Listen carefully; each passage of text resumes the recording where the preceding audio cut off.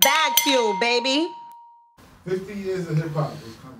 They got a lot of events and stuff. Do you think the music of the past is better than the music from today? Of course, No. music of the past is better. No. Of course. You want to know why? I think we're too generational biased. Because if that's the case, right? That's like when people were saying the music before hip hop was better than what the music is now.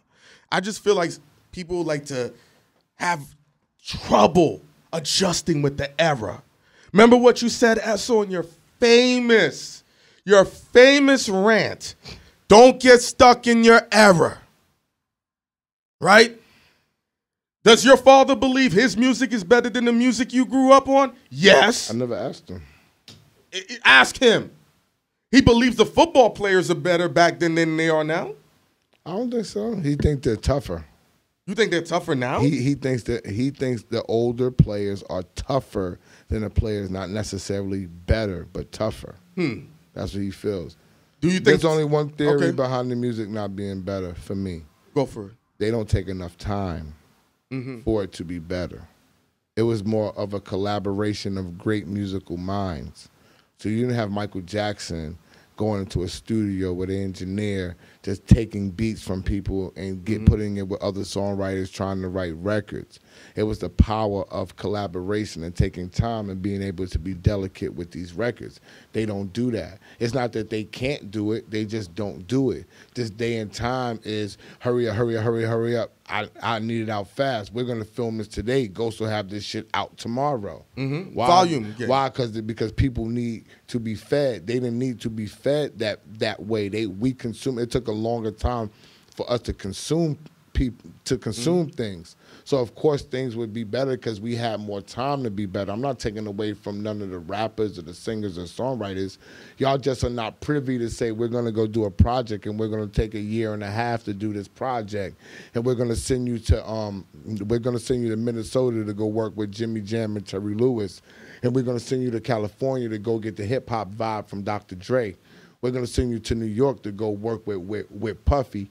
We're going to get them all together and talk about what the vibe of the record is going to be for the day and time that's going out. That's why it was better. You know what I'm saying? Because you had more minds and you had more time to figure things out. Dude, period. Is it a relatability thing? I have to also look at that. We got people in their late 30s, late 40s, mid 50s. Some of them gravitate towards the music. They can relate to it. They're not stuck in their era. But there's some people that, like you said, you don't like how the drill rappers rhyme offbeat, right? But then you have younger people saying, based on the BPM, based on how they got to deliver it, they have to rap like that. And culturally, that's what matters for it in that time and in that frame. But that's clearly wrong because they're rhyming on beat now.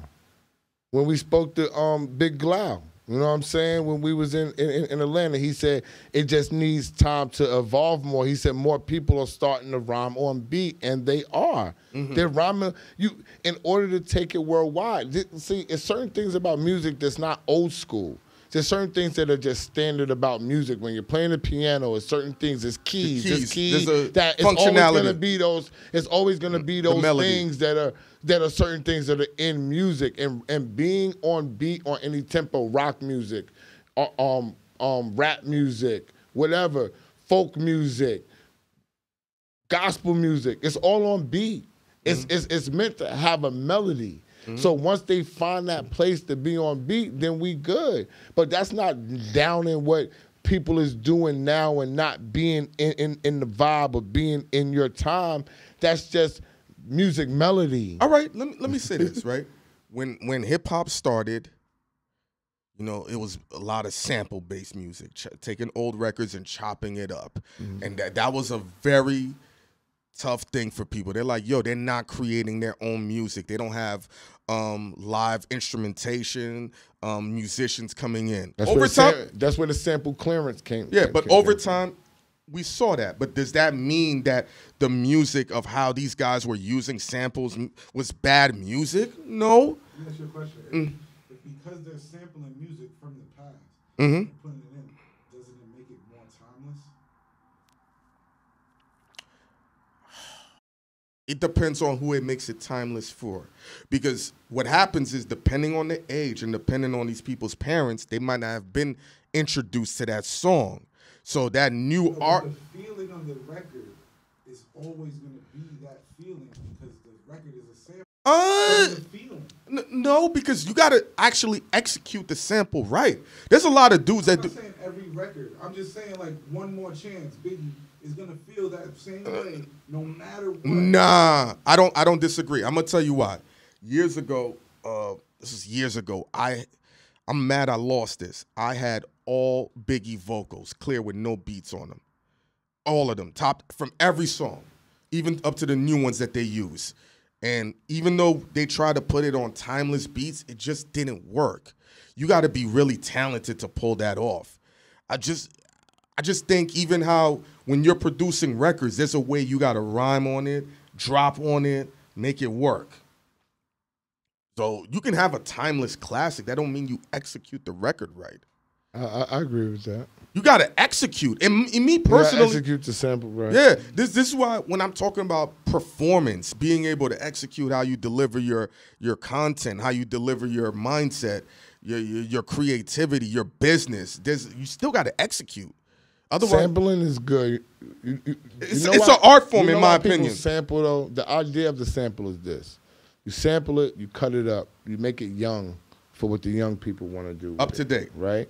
But then it's nostalgia for the older people. So the older people are gonna say, "Hey, yo," to their kid, "Yo, that's yo, we rock to that." Now they're into it too. Yeah. Because they're familiar with the record. And if it rides good, they're gonna like the new record too. Of course. That's the play. That's the whole idea of sampling, because people sometimes don't understand why people sample. Sampling can take you from many years and many age groups because things get resampled like that, like the Coi Leray, Girls is Players Too.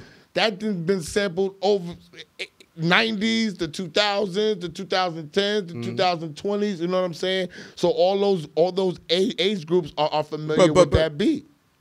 Remember when we were in the car listening to that record? Why does that record work? Because of the hook. And you said Girls is Players Too. She delivered on that. Yeah. That's whether she wrote it or someone, that's why that sample worked. If she doesn't have that line. That line is crucial to that song. Yeah. Because Girls is Players Ghost, I don't Too. think you're wrong. That's a rap. Ghost, I don't think you're wrong. Huh? I understand the beat means more, but I'm a beat dude. Nigga. I like beats. There are people that are really into lyrics though. No. The lyrics make the song, but the beat makes it timeless. Like, I don't disagree. I don't disagree that it's timeless. I think the beat makes it timeless. No, I don't. Same thing with Busta Rhymes because he did that song. Boom, boom, boom, boom. No, listen. But the beat it's timeless. No. Listen to me. His flow is classic. Yeah. His melody, his flow. His lyrics make the song. His flow is classic. The beat is a classic. It's a classic. Let me show you this. I think the whole shit is classic on that one. It's a tricky situation. The beats, the lyrics. And what I'm saying, just Busta Rhymes on that is classic in itself. I agree. Now you take his lyrics, it's like, oh, this is timeless. Then you take Coi Leray and did the same shit. Then it's like, oh. But they sampled it right. Whoever sampled it, they cut it up right. Yeah, I agree. And it takes that. It's such a collaborative effort. It's just like what you said on the last episode, what it takes to even do a show. Most people just see the finished product. They're like, yo, these guys ain't working hard. They're just sitting there doing this. They don't understand the roles that come into this, the amount of phone calls. And we're only given 10% of what we got to go through, the stress level of dealing with this. You talked about the stress for even the dudes in hip hop just to be successful. How some guys are either catching heart attacks because you gotta really deliver. You gotta be on them phone calls. You gotta be a babysitter. You gotta be a psychiatrist. Yeah. You gotta be a philanthropist. Funnel things, support things. So with this business, man, when I just see the sample, I'm like, it's more than that. To me, it's just more than that. everything has to come together, or it ain't gonna work. Yeah, I mean, all of it's part of it. You got to pick the right sample. You got to cut it up right. But it all goes to you're right, and so is Ghost. And I don't do Y'all both right, but it's all about the talent that's gonna lay it down, and they're gonna do it right.